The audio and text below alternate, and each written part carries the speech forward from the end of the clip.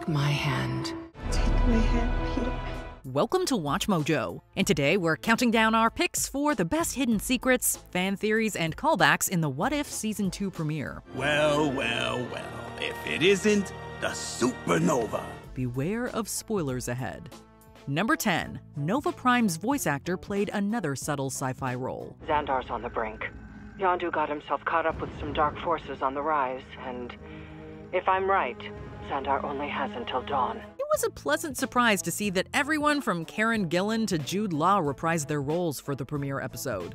But Nova Prime notably sounds different. While Glenn Close played the character in the first Guardians, she was voiced by Julianne Grossman on the show. This voice actress has played roles like Etta Candy in 2009's Wonder Woman and Big Barda in Superman Batman Apocalypse. But you may not have realized that Grossman had another sci-fi role in a big property. Throughout Star Trek Discovery, she lent her voice to the computer. She even says the Marvel name Talos, sort of. One of 11 planetary bodies, Talos 4 was a warp-capable M-class planet with a thriving population until several thousand years ago. Grossman was a great addition to both that show and What If. We would definitely love to hear her voice return to the MCU. The world's falling apart. People are at each other's throats. We can't go on like this. And sometimes there's just no shame in surrender. Number 9. What happened to the two missing Guardians? In Nova Nebula's alternate reality, Gamora was tragically killed by Ronan. And in his fall, he took Nebula's sister along with him. Meanwhile, Groot works at a casino while Drax loses money at said casino. But where are Rocket and Peter Quill? Star-Lord's absence might come down to Yondu. Although the Blue Ravager leader abducted Peter in other timelines, it's implied the alien was slightly nicer in this reality. I heard you were at Yondu's crime scene. I know you two had a past. We did. He had a checkered rep, but he was never a bad egg. It's likely Yondu never agreed to that dark job, and Star-Lord grew up as a normal dude. When it comes to Rocket, however, the answer isn't as clear. According to official materials, the famous raccoon became attached to Groot after they escaped from a prison together. Our best guess is that the big tree was sprung by a different foul-talking mammal in the What If reality. What's all the ruckus? Oh, Nebula. Number 8. Breaking a rock, paper, scissors tradition. One of Korg's first lines in the MCU revolved around a classic game. I'm made of rocks, as you can see, but don't let that intimidate you. You don't need to be afraid unless you're made of scissors. Just a little rock, paper, scissors joke for you. The joke of Rock beating Scissors later paid off in the movie when he accidentally stepped on the scissor like Meek. However, we weren't quite done with this gag yet. In Love and Thunder, Korg's gravelly god is seen sitting on a throne of scissors. But after years of Rock dominating in the MCU, the balance was finally upset in What If. Instead of sticking with the old reliable, Korg decided to throw out paper. Rock? Paper? But it's uncuttable paper, because it's made of rock. At the same time, the tree-like Groot goes with scissors, and Meek naturally went for rock. There's no telling if this animated scene marks the end or just another chapter in the world's most elaborate rock, paper, scissors joke. Rock, paper, scissors, strap up. It's happy hour. Number 7. A suit of armor around the world. Nova Prime decided that the only way to protect Xandar was to cover the planet in an unbreakable shield. She locked down Xandar behind an impenetrable planetary shield designed to last for 50 years. Although it kept everyone safe, the world's citizens started feeling like the barrier was a cage after 5 years. As a result, society started to collapse. This dark scenario came close to playing out on Earth in the MCU. In one of Tony Stark's most infamous quotes, he announced that he wanted to protect the planet in an eerily similar fashion. I see a suit of armor around the world. Sounds like a cold world, Tony. I've seen colder. It's possible that Thanos would have never stepped on Earth if that planetary suit of armor existed. Whether you think Tony was making sense or not, What If suggests that any protection plan that involves indefinitely staying under a shield will result in a cold world. 5 years in, isolation has brought out the worst in all of us. Still, hope or no hope, I took an oath. Number 6. A secret martial arts reference. Before Nebula's ragtag group of Guardians heads into battle, Howard the Duck puts on a red bandana. Show off. It's called style. Get some. Get some. I've got a bandana. Longtime fans of the Talking Bird know that the accessory is more than just a fashion choice. In a memorable Howard the Duck comic, the title character is beaten senseless by a brutal martial artist. Desperate to stop the rampaging fighter, the famous fowl goes on a quest to learn the sacred art of quack fu. Every duck's got his limit, and you scum have pushed me over the line. A little under 4 hours later, he dons a red bandana and teaches the twisted martial artist a lesson. It's a shame the premiere didn't give Howard a chance to show us his fighting skills. We can only hope that he gets to demonstrate his quack fu the next time around. No one laughs at a master of quack fu and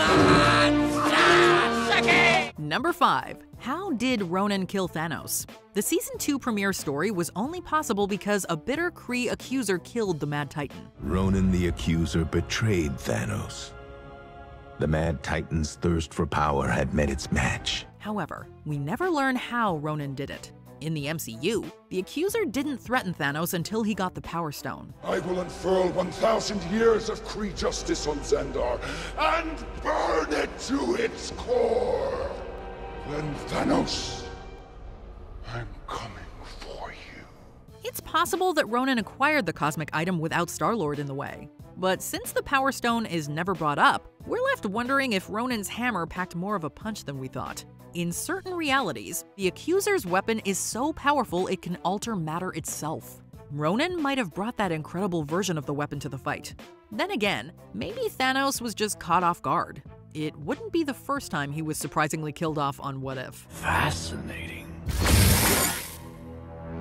Number 4. 2 thrilling movie references. After Nebula is cornered by Nova Corps officers, she narrowly escapes by diving over a waterfall.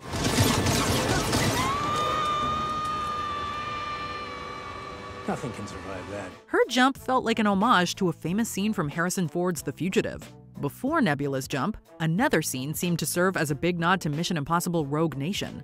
When she needs to access a vital source of data, her partner Yon-Rogg floods the room with water first. After doing a little swimming, Nebula gets the data before immediately being betrayed. Actually, I think I can put that source code to better use. I have to say, I didn't think this would be so easy. This mirrors the Mission Impossible sequence where Ethan dives underwater to get vital information for his investigation.